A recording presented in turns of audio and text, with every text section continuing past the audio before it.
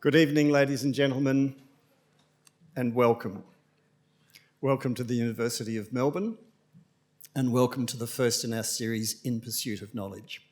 My name is Jon Faine. I'm a Vice-Chancellor's Fellow here at the University of Melbourne, which is a fairly loosely defined job, which is halfway between resident provocateur and court jester. A role some say I'm somewhat suited to. The University of Melbourne acknowledges the traditional owners of the unceded land on which we work, learn and live. The Wurundjeri, Woiwurrung and Bunurong peoples from Burnley, Fisherman's Bend, Parkville, South Bank and the Werribee campuses of the university, together with the Yorta Yorta Nation, which covers Dookie and Shepparton campuses, and the Dja Dja Wurrung people for the Creswick campus. We acknowledge them all. And we're grateful to the traditional owners, elders and knowledge holders of all Indigenous nations and clans who have been and are continuing to be instrumental in our reconciliation journey.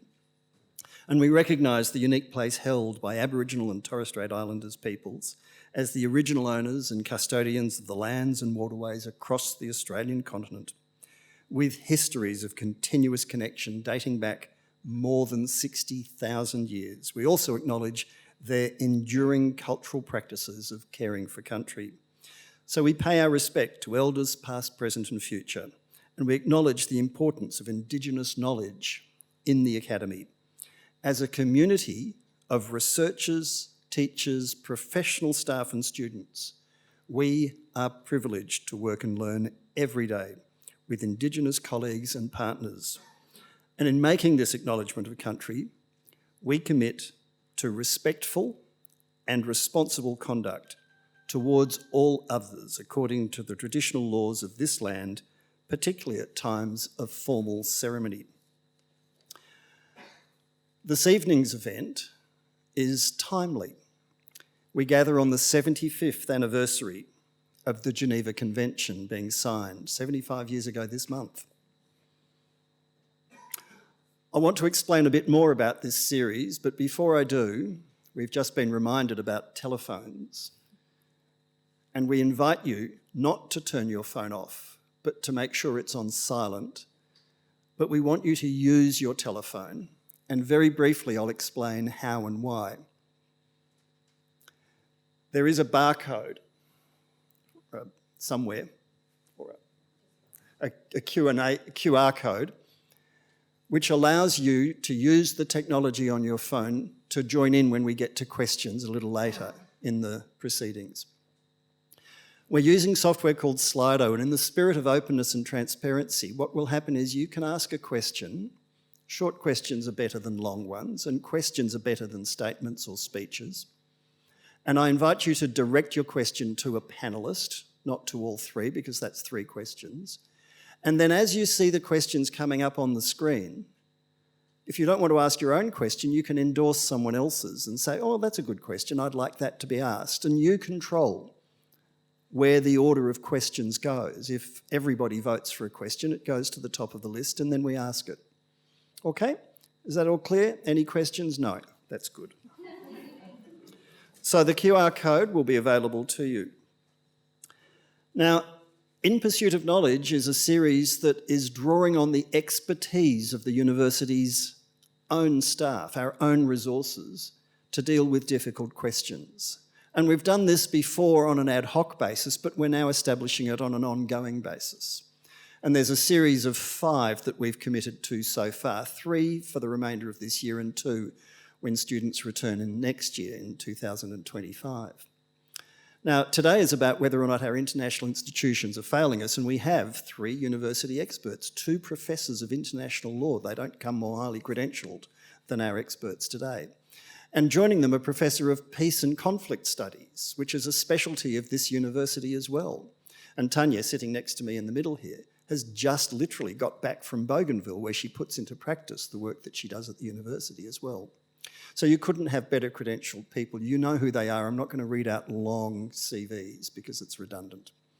But they're here because they can make a contribution to us understanding issues in a way that invites further inquiry, so that we use what a university exists for to exchange information, exchange ideas, and improve our understanding.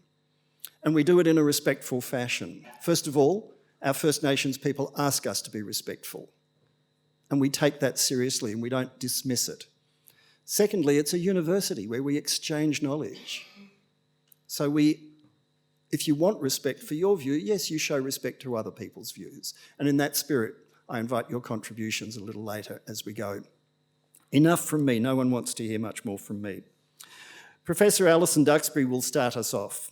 She's an expert in international and military law and the interim dean of the Melbourne Law School. And then we'll hear from Tanya, who is the co-director of the University of Melbourne's Initiative for Peacebuilding and Conflict Studies expert. And after Tanya Miletich, we'll hear from Dr. Carrie McDougall, also from the Melbourne Law School, who is ex-DFAT and an ex-legal advisor to the Australian Mission at the United Nations.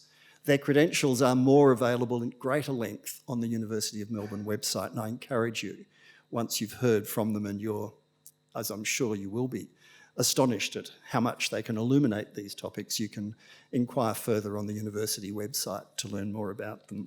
And the format is very simple. I've asked them if they can explain these complex ideas in half an hour, and they've said yes. And I've said, good, can you do it in 10 minutes? And they've said, well, that's really hard. And I said, well, it's going to be even harder because I'm asking you to speak for 5. And after they've spoken, each of them for 5, one at a time, I'm going to ask them some questions arising from their presentation. So 5, 5, 5. And then my job is to get them workshopping together before we open it up to your questions from the floor. It's as simple as that.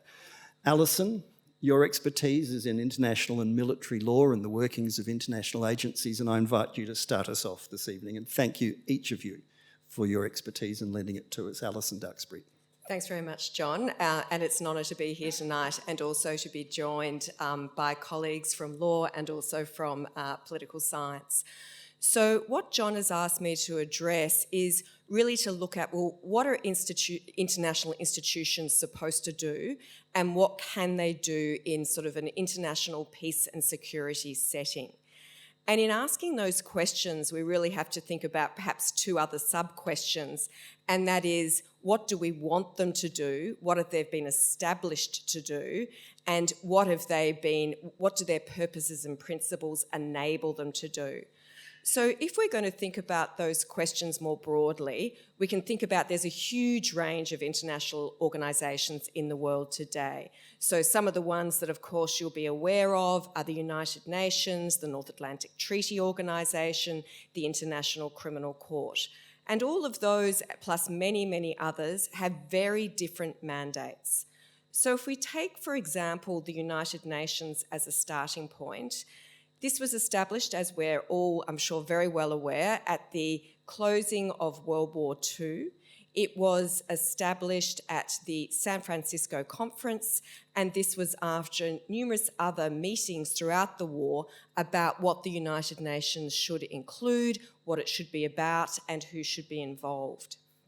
And so what happened at the San Francisco Conference is a charter was created, and that charter has purposes and principles.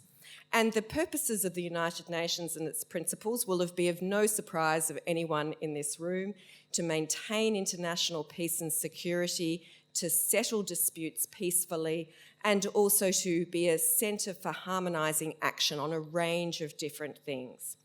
And it includes very important articles around the prohibition on the use of force and also on the requirement that states settle their disputes peacefully.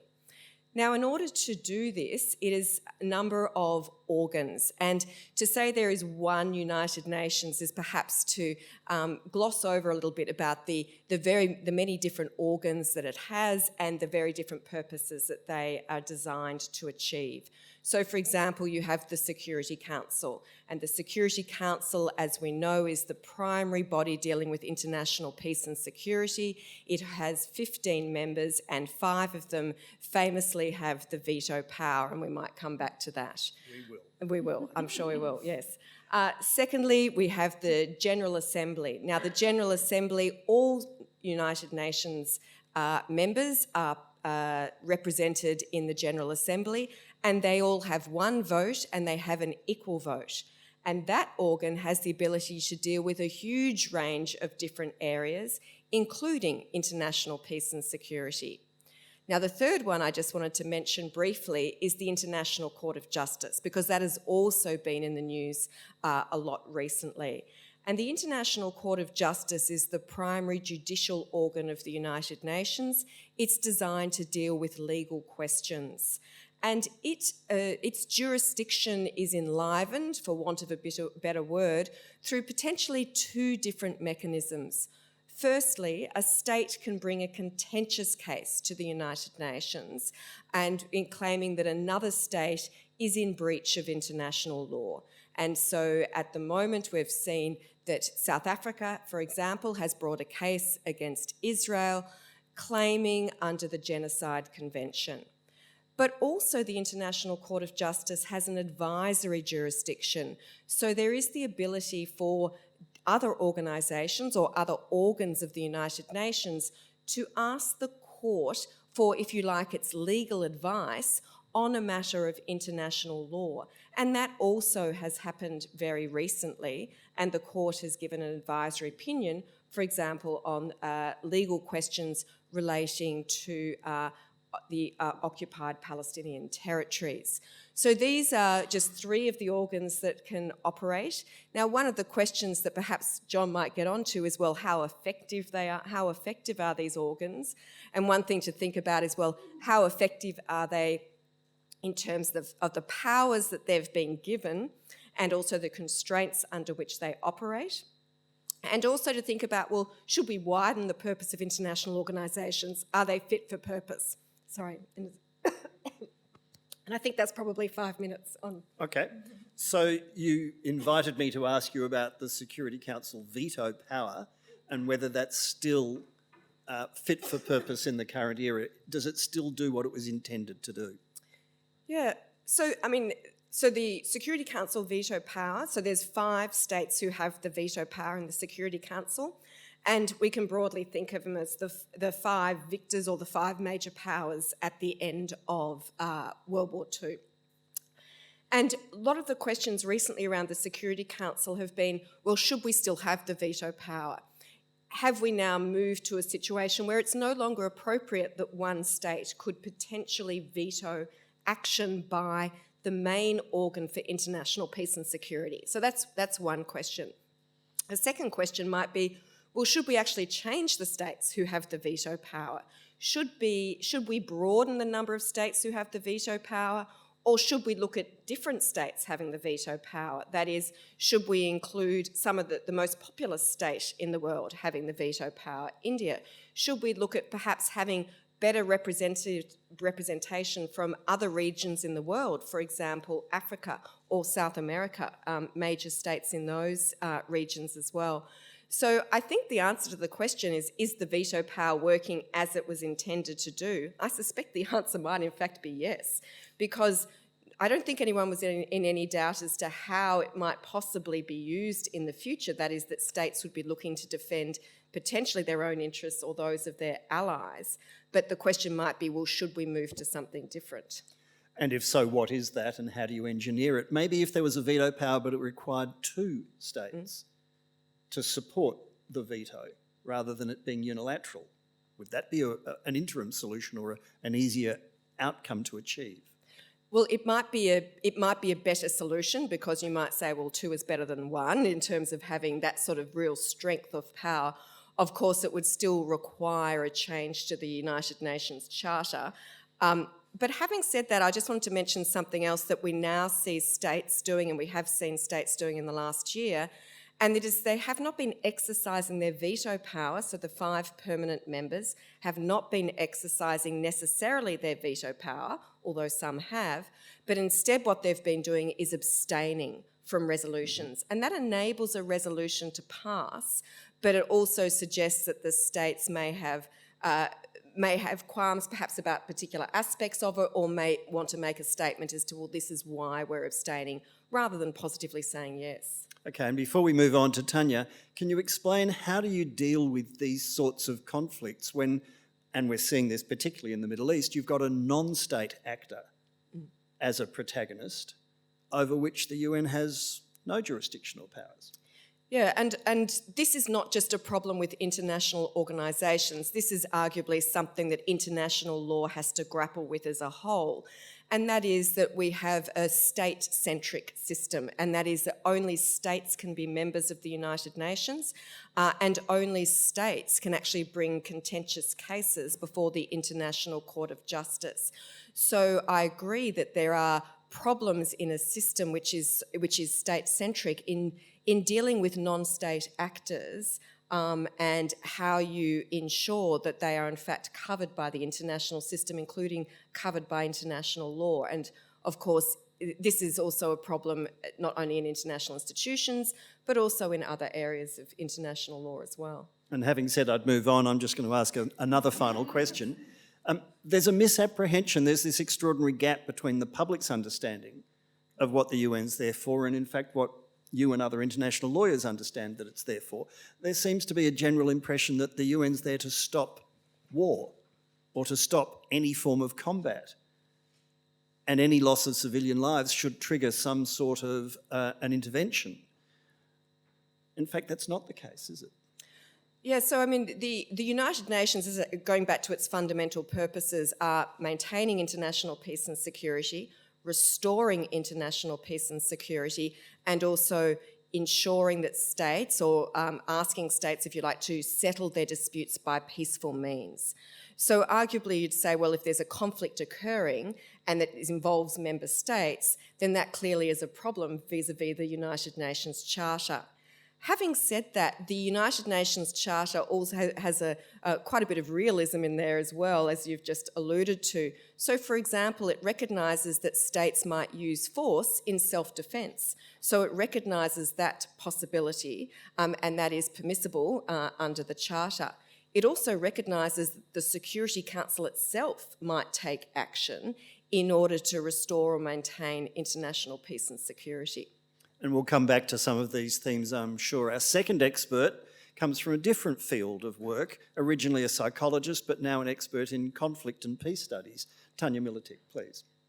Good evening, everyone, and I too feel very pleased that we're in this space to be able to talk about some of these issues. And listening to Alison, I come from the peace and conflict studies field, which is very interdisciplinary, and so when we talk about peace and security and the institutions in which have developed, and especially over the past 75 years and have evolved with a particular understanding of what kind of peace and for whom is maintained, and our ability to continually need to think about how we respond to conflicts has rapidly changed over that time period. So the nature of conflicts today are not only characterised by state-to-state conflicts, and they overwhelmingly impact and are directed to civilian populations. They involve multiple and diverse actors which change and diversify over time and really intersect with a range of social, political, economic and environmental factors. So the expectation as well of the types of institutions and mechanisms that can respond to these very urgent, critical conflicts of our time are reflected best actually from even within the UN and the ongoing calls for adaptation and reform of many of the institutions that we have. And so we have a paradox where we're seeing intensified violence, direct violence, as well as ongoing structural and cultural violence. And our ability to respond is inadequate, and we see and we know that. But at the same time, the paradox is that there's been no greater urgency for international cooperation, for our mechanisms to be able to respond to conflict, and not just conflict is natural ongoing, but to respond to violent and destructive conflict. And so we have all those arms that Alison mentioned, but because of the types of destructive impacts of the types of violence that we're seeing between communities within and between states, and these interconnected conflicts, we're seeing a whole range of international organisations and actors involved, from the humanitarian development as well as the international arms, and they're all needed. You know, we have conflicts that are also characterised by being protracted. So what we see in front of us and we're grappling with at the moment are often incidents that are parts of much longer cycles of conflict. And so the question that we ask is, how well are we responding to the underlying issues, the underlying drivers of conflict? Because as our systems have evolved, a lot of those power dynamics that were established are infused into our laws and our systems. And for many people in the world, there's great inequity, there's great disjuncture between our ability to see conflict as an opportunity for transformation of relations, of institutions, of the structures that are driving some of the grievances. And so if we're focusing over time often on addressing trying to maintain or suppress or mitigate conflict, but what we need much more of is a preventative lens to allow for struggles for change where change is needed that isn't violent and destructive, and a much longer term engagement and prioritising of forms of dialogue and engagement that move through conflict but without sustaining sort of exclusionary or oppressive or other systems that continue to perpetuate some of those inequities that first led to conflict. So when we in our field talk about peace building, it's more about the processes under which we try to address the underlying drivers of conflict and move towards more types of arrangements that enable when conflicts arise or differences arise to be addressed, and that touch on not just the direct violence and conflict, but those things in our culture, in our systems that sustain or perpetuate some of those inequities. It sounds like it's much harder to build a peace than it is to start a war. Absolutely. And a lot of people who are involved in peace processes who were former combatants or were former people in elite level negotiations, or will tell you as well that it is much harder to struggle for peace on a whole lot of fronts. Internally, how are you perceived when we're habituated really in our conflict systems? We make a choice about the types of responses we make. And so there's an assumption that we respond with force or we respond militarily, but we don't build up our capacities for enhanced forms of conflict prevention through to peace building. And so it is actually hard work internally within your own groups, between groups, and for that sort of systemic change that we were talking about, as well as the cultural that justifies or enables change to happen. So the easy knee-jerk reaction is to say, oh, it's utopian and it's unrealistic, and you can talk about it as much as you like, but it hardly ever happens. There's a lot more wars than there are settled peaces. But do people really question that? Where has war ever resulted in positive change? Where has violence and conflict ever improved the conditions, the rights, dignities, the environment, the human condition. We repeat that the defeat of Nazism historically. immediately comes to mind. At World War II, the defeat of Nazism, that was a necessity. But how wars end is through dialogue, and there have been so few.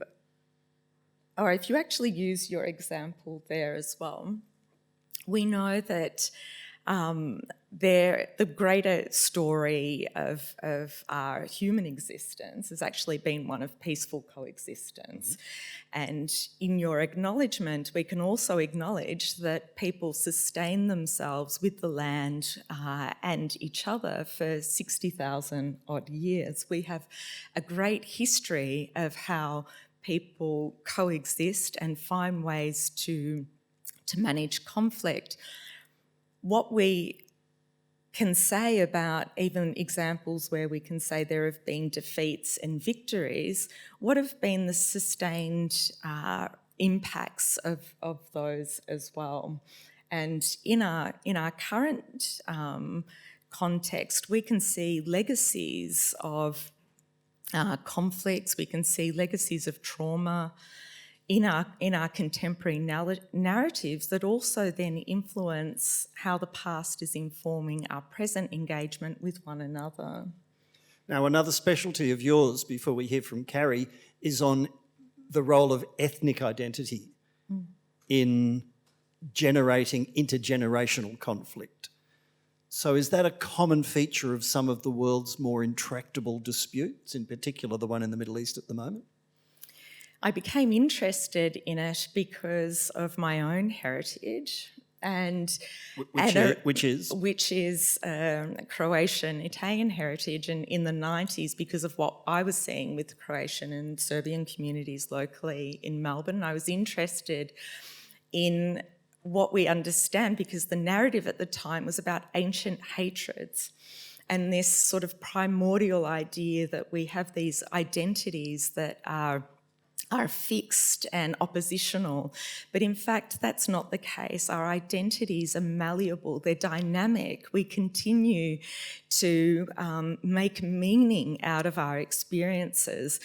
And so when we think about identity, we can see how it gets used as a cleavage to mobilise people in conflicts. We can see the way that certain narratives, certain historical events get re-narrated to strengthen a particular type of identity. And so the same way that my son, who's sitting over there, he has Italian, Croatian, Maori and Irish heritage. I mean, he's going to be able to make choices about which ones of those are salient, but they don't entrap him in a particular type of encounter with others because of that. And so identity is fundamentally important in conflict when it's threatened. If someone denies you your existence, your ability to speak your language, your ability to identify, to have citizenship, to have a sense of place, of land and belonging, those things are part of our identity, and often they come to the fore when they're denied. And so it's a really important part of who we are, but it's by no means a cause of conflict, but rather a leverage and a really important aspect of what are some of those values that are very non-negotiable. And finally, as the token pale, stale male on the panel today, to what extent do you think it's the patriarchy at work? Women resolve disputes, whether personally or internationally, politically, in a completely different way, with different methodology, with different approaches. Is that an aspect of it that's important and relevant? A lot of our conflicts and the systems that have been created to manage them, as Alison mentioned, they're state-centric, they're also elite-driven, and they're paternalistic. And so what that means is not whether men and women are different in how they manage conflict, but a certain type of system has been developed that privileges a particular type of power, that is power over, power by force, not power through collaboration, not power through generation and sharing. And what's important is that not just women, but people of diverse identities, of youth and many other sort of civil society actors are often excluded from peace processes. We know that when women and other groups that are important stakeholders in conflict are involved in peace processes, those agreements are much more likely to be sustained and endure. And that's because the issues that are brought in and addressed and responded to are much more likely not just to be about power relations and negotiations around that, or political power. They're much more likely to reflect the myriad issues that are at the core of a potential for that peace process to be sustained and taken on by those most affected in the community. So absolutely. Although it was Maggie Thatcher that ordered the invasion of the Falklands, but we can find other examples on both sides of the ledger. Our third panellist this evening has actually done this work at the United Nations at the Australian Mission, where she was a lawyer advising the Australian government, which she'd also done at DFAT. Carrie McDougall, thank you. Thanks, John, and thanks to the audience for being here tonight. I guess what I thought I'd use my 5 minutes to cover is to say that if we're going to assess the effectiveness of international institutions, we really need to understand the international order. And so I want to set out views on 5 key geopolitical issues that I think we need to have in mind. So issue number 1, we are witnessing rapid geopolitical change. So simultaneously, we've got the relative decline of the power of those post-war major powers, principally the US.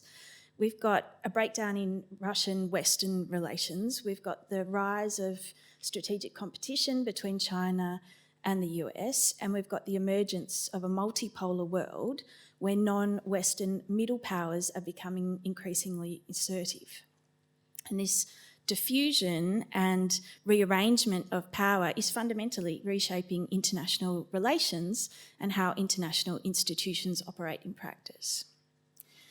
Issue number 2, we are facing major global problems like climate change and pandemics. Those problems are likely to increase inequality within the borders of states, but also between countries, which I think Tanya would agree is likely to become a key driver of conflict.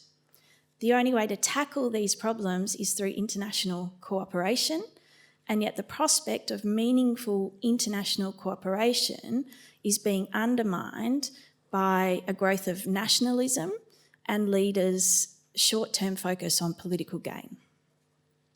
Issue number 3, I think we expect too much of international law. We seem to accept as Australians that the law is not by itself going to solve problems like the cost of living crisis, housing shortage, violence against women, entrenched inequality faced by Indigenous Australians.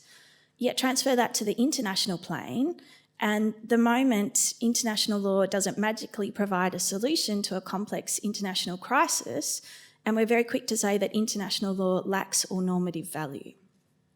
I'm an international lawyer. I think international law is a really important prism for assessing the conduct of parties to a conflict, for assessing international institutions' responses. I hope tonight we'll be able to talk about some of the complicated legal issues raised by a conflict like the one in Gaza or between Russia and Ukraine. But in doing so, we have to appreciate the limits of the law.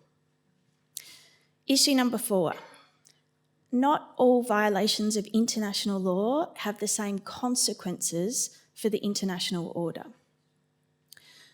In conflict, violations of international humanitarian law, human rights law, criminal law are rife, and we focus on them, and that's appropriate because of the devastating human cost. But looked at objectively, violations of those bodies of law do not have the same damaging consequences for the international order as violations of the prohibition of the use of force, because that body of law is the keystone of the international order. Now, the prohibition on the use of force has been violated with relative frequency since it was enshrined in the UN Charter in 1945. But not all violations are equal. And in this context, I'd highlight that Russia's invasion of Ukraine is almost unique because of the combination of the fact that there is no possible plausible legal justification for Russia's aggression, and the stated objective of Russia's invasion is the destruction or elimination of the state of Ukraine. That means that Russia is rejecting the core of the prohibition of the use of force, which is the forcible acquisition of foreign territory.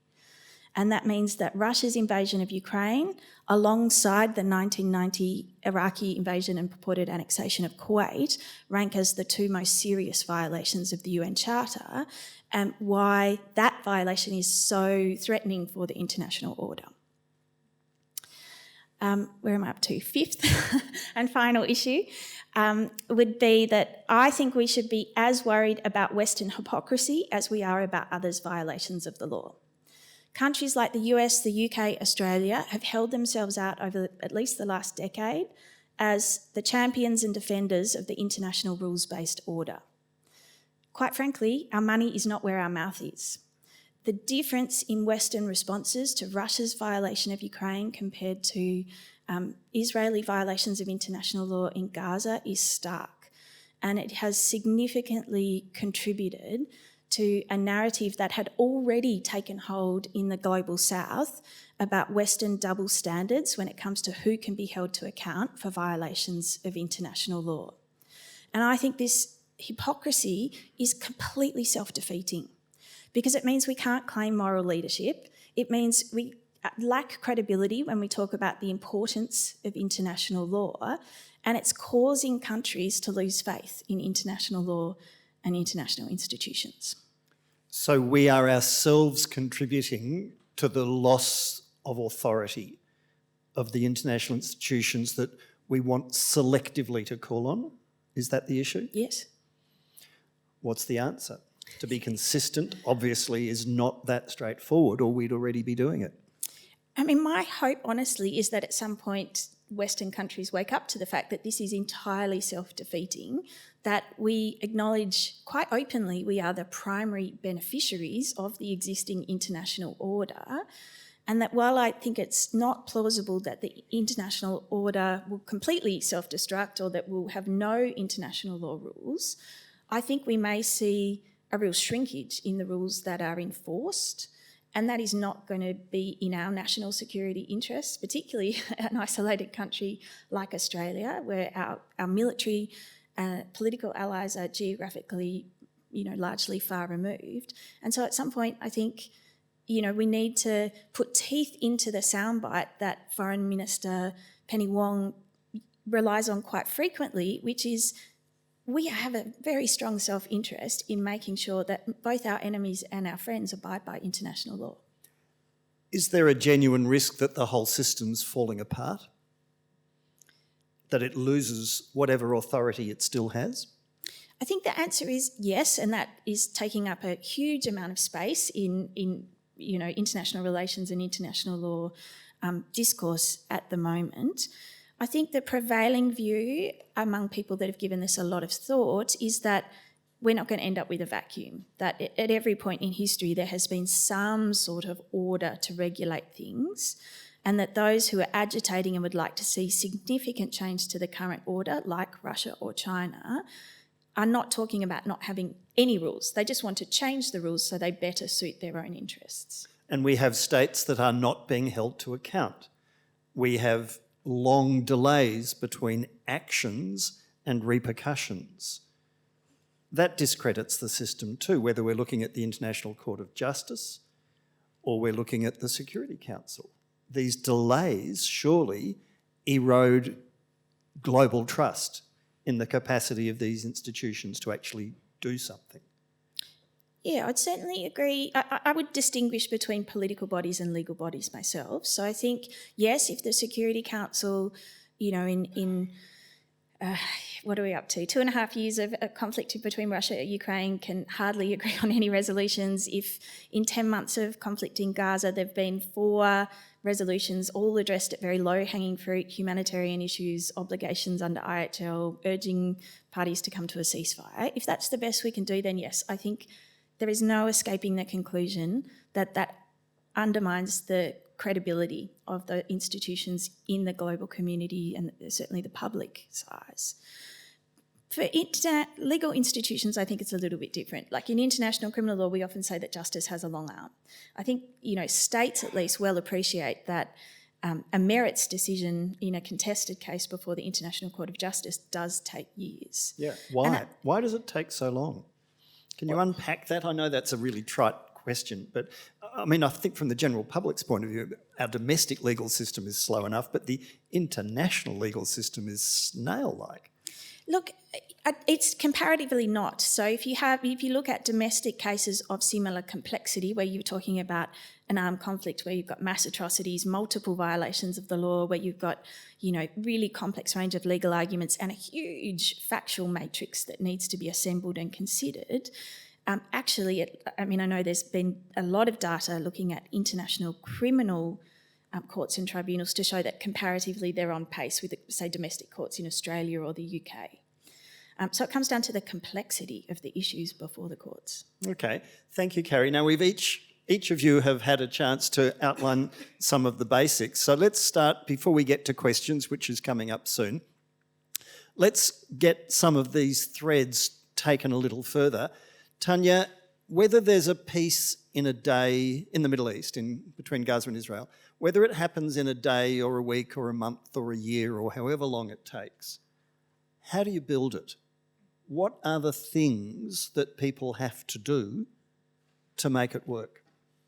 To get to, let's say, a ceasefire and a breath for people to start to breathe air into a peace agreement, there will have to be what's already underway, a range of dialogues within the parties and within the regional actors that are involved. There's been a lot of thoughts about what they're calling the day after the ceasefire. And so that's a term of... Well, yeah, I mean, you have, Israel raising ideas about what that would look like, which is highly contested within different groups and actors within the Israeli state. You've got, discussions between Hamas and Fatah and others who need to be dialoguing about a whole range of issues, because the reality is there isn't a moment where there's peace, because these are ongoing processes that need to be built on and sustained. A credible ceasefire would, and I think your words about this hypocrisy is that we can't just look to big man mediation, if you want to go back to that as well, where you have the US and Egypt and Jordan as that provider of the peace that you're referring to, because that's generally not how things happen. It's really important to get to a place where you can have a ceasefire, which is urgently needed. But the reality is there will be ongoing discussions and negotiations and disagreements and reformations about what that is going to look like. But what we know is that if it doesn't address the underlying question about the occupation, it is just going to sustain the same cycles of violence and conflict that have been there already. So this issue of urgently needing a ceasefire is imperative. It's critical. So the day after means equate. It's got to come from the bottom up, not the top down. It can't be imposed. You've got to have connections between people needing this to end, but the need is also to believe that the process is of a peace process is going to actually deliver on the underlying questions that are at the heart of the conflict issues. And they're not singular and they're diverse. And like I said, what we know in peace processes is that a peace accord doesn't equal change. You know, there's a whole lot of processes that need to be involved to deliver enough space for that process to look anything like a type of relative peace. Yeah. Okay. So, Alison, explain to us, from having got to where we've got to in our discussion so far this evening, explain proportionality for us, if you could, as a concept in international law and military law as well, because this is a key term, like the day after, for instance. It's a key term for people to get their head around.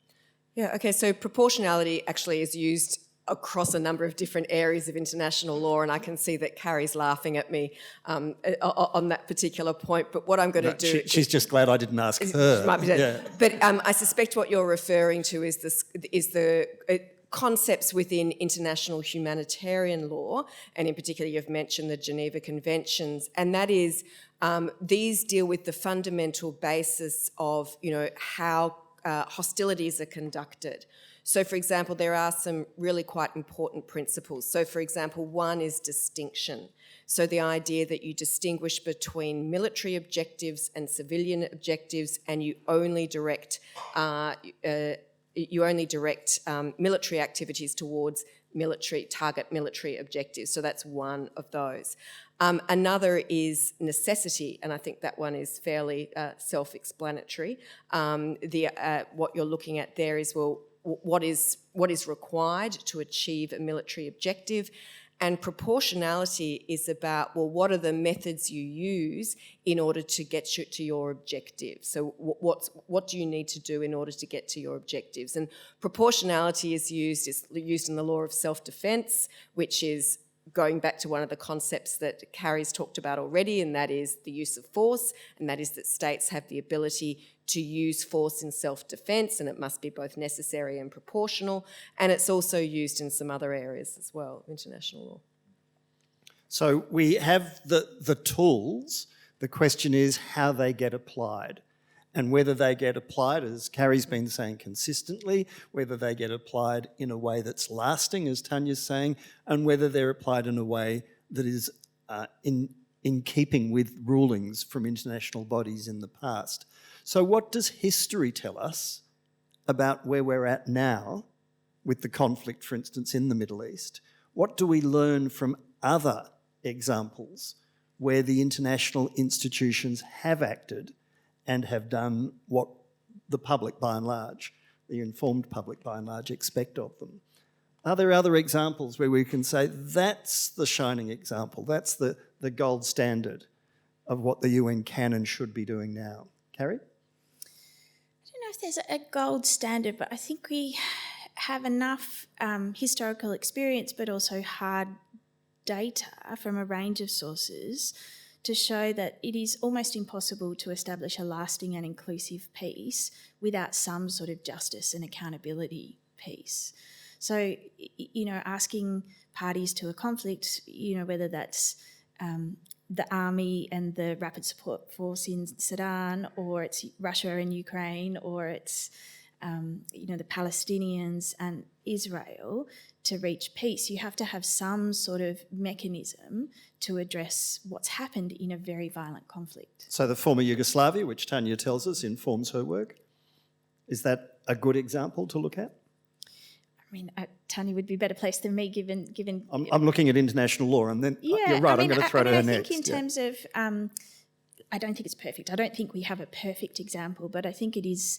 You know, we had multiple track approach where you sort of have a political process, a peacekeeping operation, you know, the justice piece led by the International Criminal Tribunal for the former Yugoslavia, but supplemented by national initiatives. So, I mean, I think it's one of the more successful examples you can point to. Tanya? Yeah, I'm going to go off topic a little bit because what we also haven't talked about is, I mean, you talked about the expectations of international law and institutions. There's also very limited resourcing in the UN. So this idea that these different aspects of justice mechanisms, humanitarian, as well as the peace and security architecture, they are limited in what they can do. And the UN is premised on the idea that it's member states' responsibility to really enact and enforce a lot of the things that we're actually talking about. And so encouraging our member states to adhere to the convention, the Geneva Convention and so forth, is also a way in which you strengthen those aspects of the international system. And I think that when we're talking about former Yugoslavia or what was enacted in Cambodia and so forth, there's lots of different approaches that are all contextually grounded as well, and in their own institutions, as well as what the UN does in terms of its engagement. So I don't think there's a gold standard, but I do think that we're learning that you have to have more adaptive engagement that brings in wider forms of justice, so transitional justice mechanisms, as well as criminal accountability and transparency. Yeah. Okay, we're almost ready for your questions, and you're welcome to contribute them and send them to us, and we'll get to them in a moment. But I have one more provocation I want to run past the panel, and it intrigues me enormously because it combines cutting-edge new technology with old problems of the law of war, and that's what do you do about what are called autonomous weapon systems, AWS, or drones? What do you do when it's the drone, the algorithm, the software and the machinery of war that is causing a crisis or a humanitarian breach or a challenge to the international legal order? How do we deal with this? And what does the future of war and the law of war therefore look like? Carrie? So I think we need to tease that question apart a little bit, because drones are A polite way of saying I'm an idiot, but that's okay, yeah. Drones are a fairly widely employed platform. It's really not that different from other weapons systems in terms of we have a very comprehensive body of law to regulate their use. What is attracting, I think, more controversy is autonomous weapons and the use of AI. Again, what raises alarm bells and what states are discussing a possible regulation or prohibition within the UN framework are the type of popularly referenced killer robot scenario where wars are not fought by humans but we're up against machines. That is some way off. The closest we have at the moment are really automatic border guards that will, fire upon any sort of approach to a border zone. Where we do see AI being employed in current conflicts in militarily sophisticated settings like Russia, Ukraine or in Gaza are really about decision support systems. So Israel, for example, has a couple of different systems, Gospel and Lavender, and what they do are collating data and information to identify possible military targets. So it's applying the same rules that a human analyst would. What we need to understand is that so far at the moment, those systems are not selecting targets and they're certainly not authorising attacks. So it's still a human who has to look at the information presented and make a determination as to whether the rules around distinction, proportionality, precautions in attack are taken. So my own view is that actually there's nothing inherently problematic about the use of AI in armed conflict, that those weapons capabilities could in fact give us the ability to enhance compliance with AI because it can take a bigger picture, because mechanisms like drones can surveil for longer without raising force protection issues. The risk is that we sort of, delegate too much responsibility to machines and we don't verify and apply sort of the ordinary precaution principles. Okay, so let's throw that to you, Alison. the human in the loop is the phrase that's used. Explain, if as Carrie says, she thinks it's actually well manageable within the existing framework, is it all about trying to find, well, where was the human in this loop and making them the accountable part of it all? Yeah, so the major issue that often arises in this context is, as you said, it's about accountability. So if whatever the weapon system is, whether it's a traditional weapon system or whether it's a new weapon system, how do we determine who is responsible and who is accountable for the use of that system, such that we might say in the future, well, this was not used correctly, or this, there were violations of international humanitarian law, and who is responsible for those violations.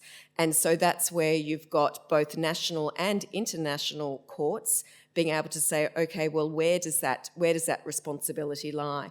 And it might become more complex when we have to say, well, where is the human in the loop, rather than saying, well, the human in the loop is quite clearly the soldier who is holding the gun.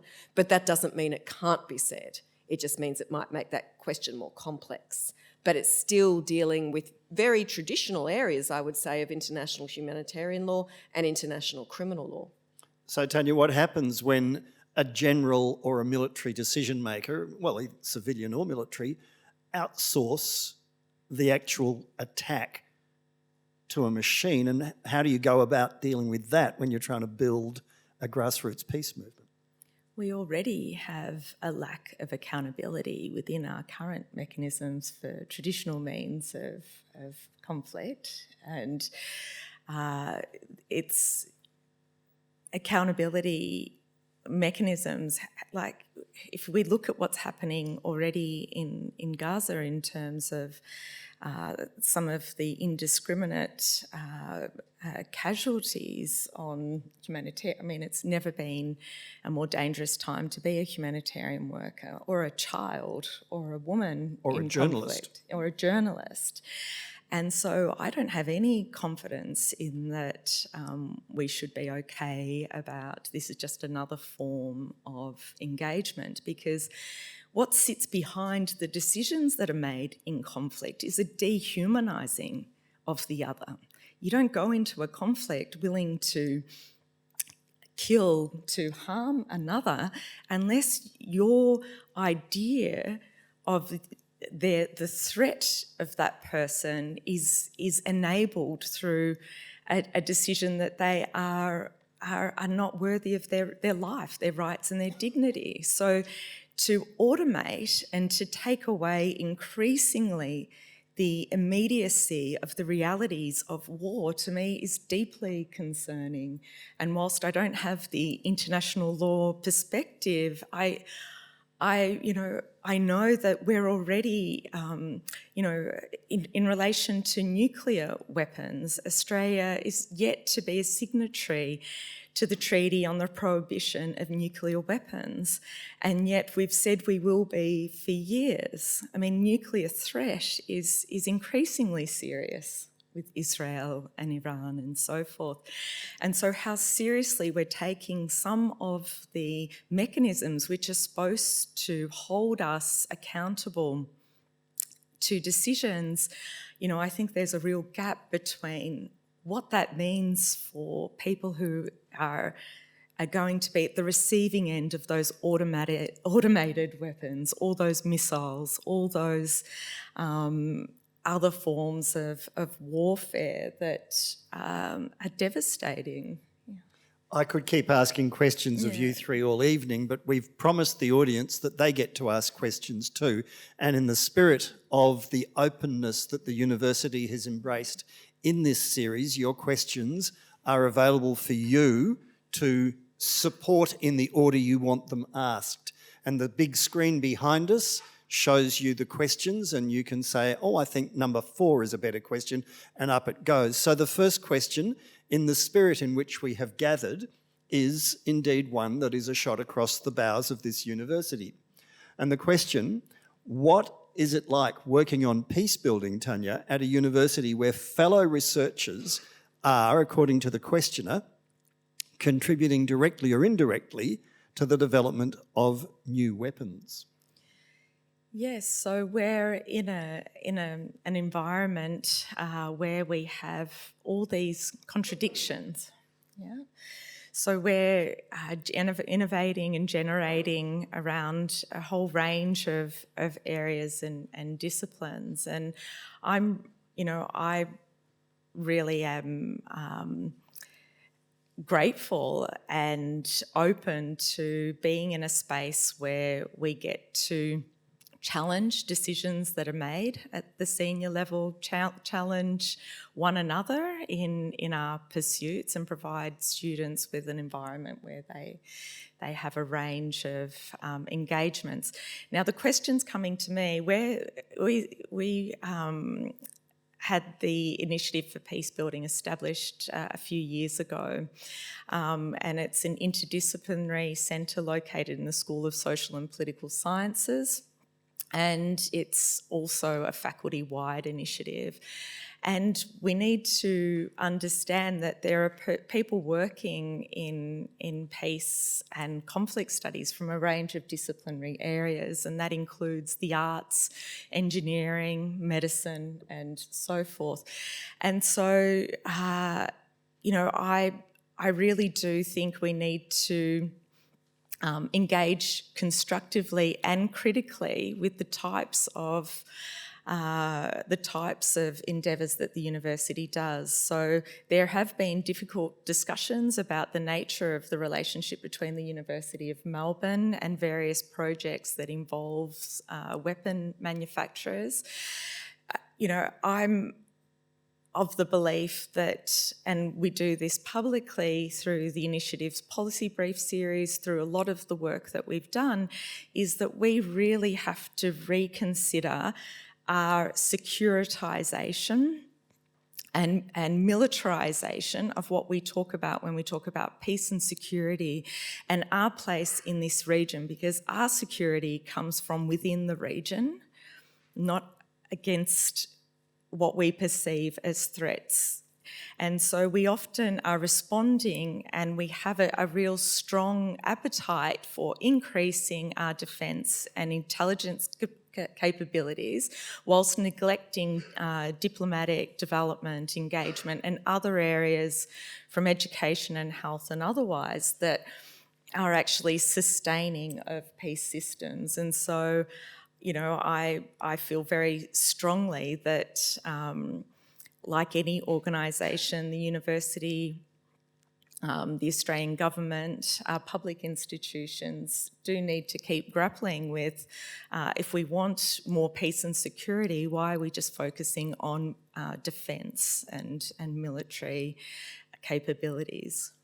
And this is one of a series of discussions about these topics, and we have identified that very question of the university doing military-related and weapons-related research as a topic in its own right early next year.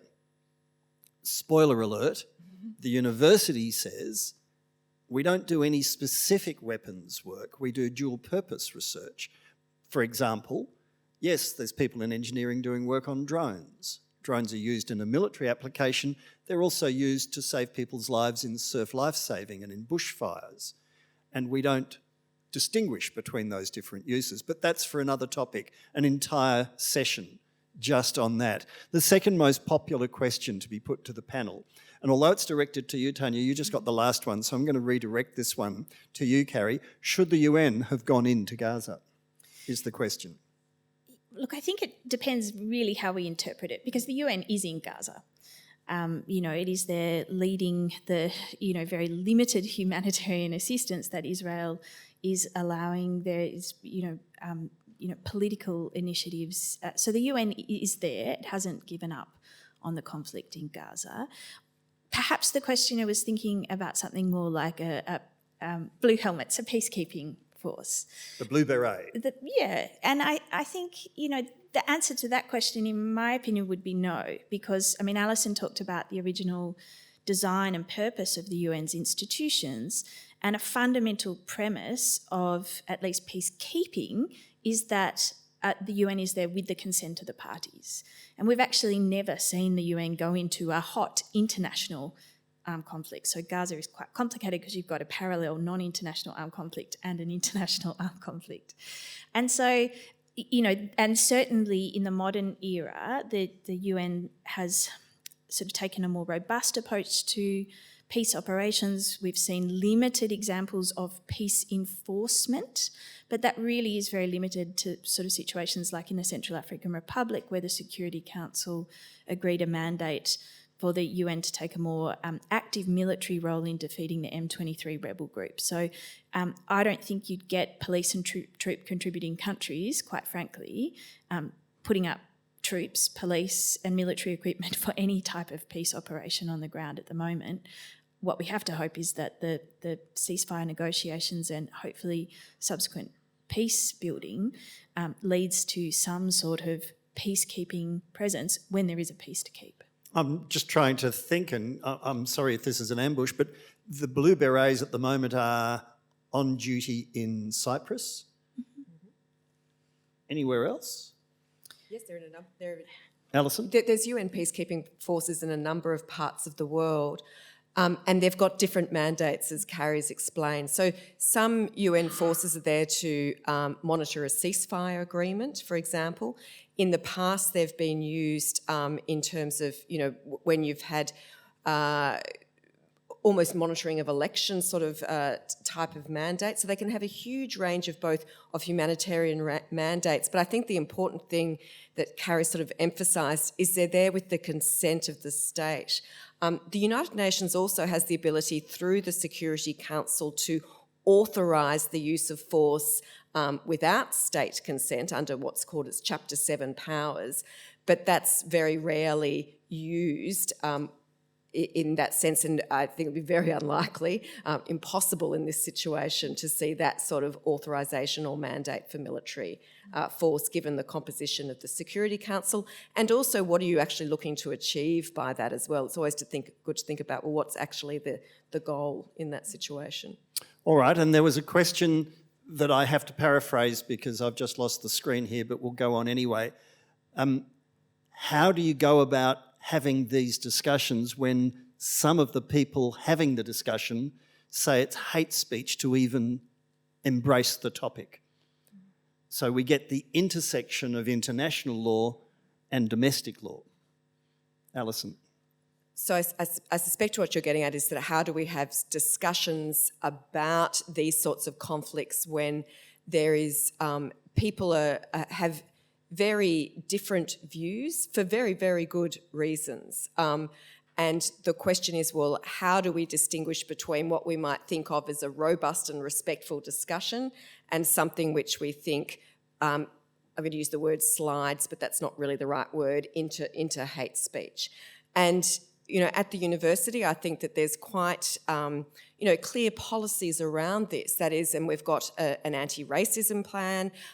We've strongly stated our position against Islamophobia and also against anti-Semitism. So anything which would be speech that, is based on those sorts of premises are obviously problematic. But that doesn't mean that we can't have robust and respectful discussions about, for example, differences of opinion on what is the appropriate peace-building mechanism, for example, in this case, or what international law can or should be doing. And there might be differences of opinion on this panel as to what might be the most appropriate way forward. But I think that it's important that we can still have those discussions, but we recognise that there are some things which, are hate speech. And Tanya, that's part of what you do too, isn't it? Which is, we're bordering now onto truth-telling in a way, which is an essential ingredient in building that grassroots momentum towards a peace.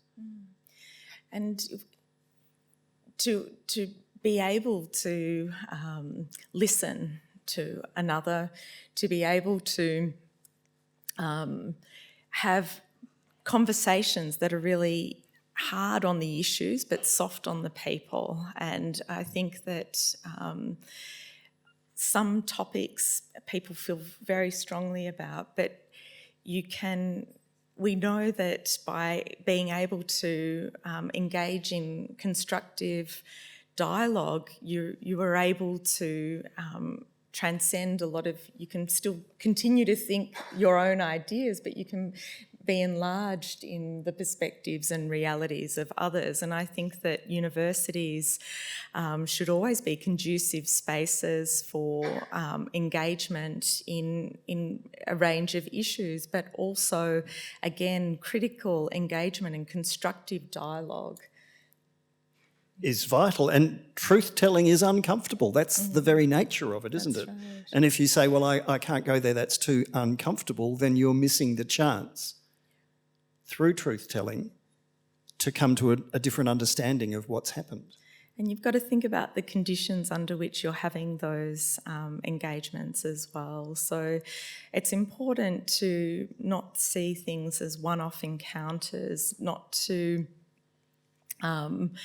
put people in a situation where because you're ready to have a conversation and they're not, that is the time. And some of these things seem really simple and fundamental, but they are ideas from time immemorial that you sit with one another and you listen and you dialogue. And there are many contexts in which this continues to happen, but we're confronted by, all sorts of forms of information and media, and we often are speaking to the same types of people all the time. So when we encounter difference of opinion and very polarising views, it's very hard to manage that. And so we've got to keep moving towards finding ways to have a connection and through in pursuit of knowledge, in pursuit of understanding and in pursuit of cooperation. Let's see if we can whip through some of these questions before we run out of time. The problem I have is the monitor is so far away and the font is so small, I'm struggling to read it. Where does international law stand if military facilities, for instance, are used by, if civilian facilities are used, for instance, by military personnel? And we've certainly had allegations of that aired in the conflict between Gaza and Israel. Carrie. Yeah, so there are special buildings, or I get buildings that have special protections under international humanitarian law, and they definitely include hospitals and schools. So I guess the starting point is that they are protected, cannot be objects of attack. Those buildings will lose those special protections if they are being used by a party to a conflict for military purposes. But not in the public's eye. Well, let me just finish the explanation because it's a little bit more complicated than that. Yep. It doesn't mean that they automatically can be it just removes that special layer of protection. So you still have to apply the generic rules on targeting. And so, distinction, proportionality is a key one here. So you would have to look at whether the expected collateral harm to civilians and to the civilian object, which is particularly relevant when you're talking about a hospital where you've got, almost no medical healthcare facilities left somewhere like Gaza, has to be taken into account in weighing up the concrete and direct military advantage expected. So it is very context specific. You would have to know what, was it a Hamas headquarters? How many fighters were there?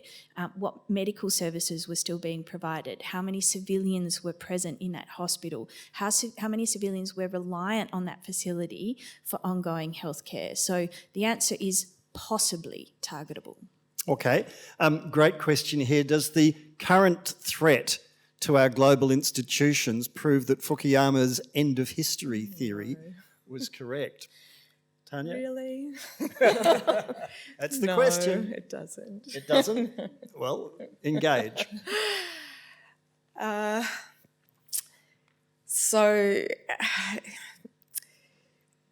We're in a, I mean, the world's in a bit of a bad place, isn't it? Let's acknowledge that much. Does that mean it's the end of history?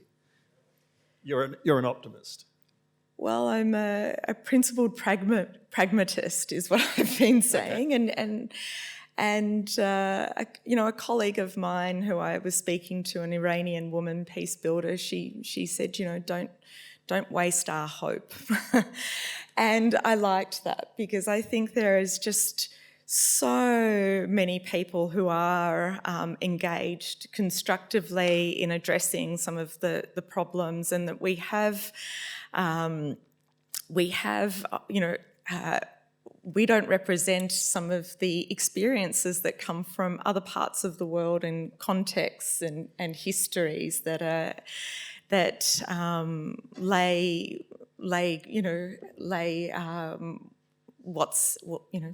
what we can draw on. So I've always had an issue with this sort of Fukuyama's end of history, and I've not answered it very eloquently. No, it's a good question though. It's a really good one. Yeah. Let's move on. Alison,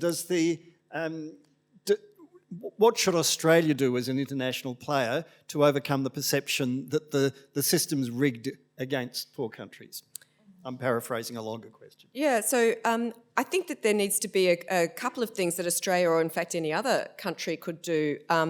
But first of all, obviously engage with states across the world, including those from, obviously from the global south, and engage on their issues as well. So it's interesting because this panel has been, we've obviously spoken quite a lot about conflict and international peace and security. But if we think about some of the other, huge global issues at the moment, we might think, well, poverty is obviously an incredibly important issue for much of the world. Lack of food security is another important issue. Climate change is clearly an important issue. So I think it's important that we recognise that there are a diverse range of really critically important international issues that international law may or may not engage on particularly well always. So we're not going to hear, or we haven't heard, unless Carrie tells me differently, a headline in the Security Council, that it's poverty, that this is what the thing that is going to be the most important international issue for going forward. So I think it's about engaging, obviously, with the states, engaging with the leaders, engaging with their people, coming back to perhaps Tanya's point, but also engaging with the issues that matter to them. Yes, Tanya, please. Yeah. The UN in its common agenda has tried to tackle those interconnected crises, and I think that Australia can engage. We've been working on a series in terms of how Australia could engage and push priorities with the UN Summit for the Future, and trying to really elevate opportunities where Australia can do more to raise a range of pressing concerns, but we are talking about conflict, but those conflicts arise out of those interconnecting issues of climate crisis, increasing inequity, pushback against gender equality, a range of issues that that need to be approached and responded to in interconnected ways. I've still got a half a dozen terrific questions there, and we're not going to get to ask them all, and some of them have equal numbers of votes. And I think one of them, which is, what about Iran's role in the international process, is more one for political scientists than it is for international lawyers, unless one of you wants to jump in. Carrie, you're looking at me with dread. No, not with dread. I mean, yes, you cannot look at the crisis in the Middle East without looking at Iran's role, obviously supporting both Hamas and Hezbollah. And as we sit here tonight, the obvious next worry is an escalation and a spread of conflict in the Middle East. I leave Tanya to get into the intricacies of peace building, but I would just say that I think, it is really important to distinguish between a ceasefire and a peace and the future of an independent Palestinian state, because I think, most experts are agreed that Hamas does not have a future or can't have a future in a sustainable Palestine, and that we actually need to build up the Palestinian Authority's capacity if it's going to govern Palestine. Yep. And the conflict between the different groups within the Palestinian community, between the West Bank and the people in Gaza, is one of the more complex issues here. And we haven't even mentioned the role of Saudi Arabia, which of course is the great foe of Iran, and the almost signed peace deal between Saudi Arabia and Israel is what triggered, and the events of October were specifically timed to prevent that from being signed, and it succeeded. So we haven't talked about Saudi Arabia, but maybe that's a topic for another day. We do have an entire evening set aside for the historical context of this dispute, although the next one in this series is actually about the impact on Australian multiculturalism, about which we'll say some more shortly. I've run out of time for the questions from the audience, and there are a few still there, and I acknowledge that we haven't moved as quickly as I was expecting or hoping, but we have covered an enormous amount of ground. But my concluding questions to each of you was whether you're an optimist or a pessimist, and if there was one thing that you think would make a difference, what would it be? Alison. I'm trying to think about this from the perspective of international law, but coming back to Carrie's point, I'm not actually sure. I mean, I see the law as she does as a framework to think about this issue, but not necessarily as I'm going to use the phrase, the be-all and end-all of where the solution might be. For me, I suppose if coming back to if there was an optimist, it would be that the parties would sit down and would negotiate not just a ceasefire, but a lasting peace solution. Tanya. And that it should be the parties that are guiding and steering the process, and that those who are able to provide support and engagement do that around them, because there are multiple negotiations taking place right now. For example, the Chinese-led mediations with Iran and Saudi Arabia. There's the Fatah-Hamas. There's all of the divergent views within the Israeli state. And this is very common in conflicts. And so understanding that the answer's not going to come from outside of the context, but that we should be thinking about ways to have sustained engagement of a party-led process. And are you an optimist? Always. Carrie, finally. My main area of research and my ongoing work as a practitioner relates to the crime of aggression, which is holding leaders to account for serious violations of the prohibition of the use of force. I think by definition that makes me an optimist.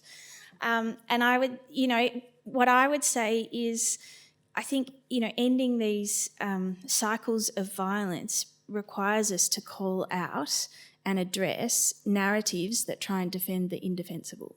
So what I would say is, if you've heard something tonight that has piqued your interest, if you've learnt something tonight, go and read up about it, talk to your friends and family and neighbours, other members of the university community, because I think we actually all have a really important role to play in trying to have fact-based, reasoned conversations about complex issues and trying to address misinformation and to rebuild social cohesion.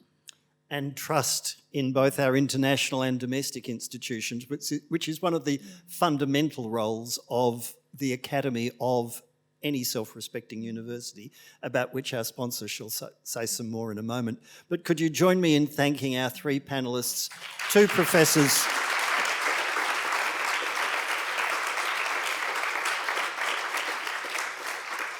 professors distinguished in international law and one in peace and conflict studies, and they haven't had a crossword to say to each other all evening, about which I'm much disappointed. But here at the University of Melbourne, Deputy Vice-Chancellor (People and Community) is Professor Pip Nicholson, who has very, very generously supported this idea to not shy away from complex issues, but for the university to grapple with them and to draw on its own expertise. So I invite you to welcome her to the lectern to close the proceedings. I don't think you need to... Very kind, John, but I don't think I need to be welcomed to close the proceedings. I don't think anyone in the room would disagree with the proposition that the pursuit of knowledge is the driving existential force of a university. And it is through teaching and research that we create and share that knowledge. as was succinctly summarised by Lisa Paul at the recent AFR summit. How we share that knowledge has, however, morphed incredibly across time. We used to distribute knowledge through the tablet, and we now do it through the Instagram feed. But there are a couple of constants that have sat with us across the centuries, and they include the classroom and the public debate or lecture.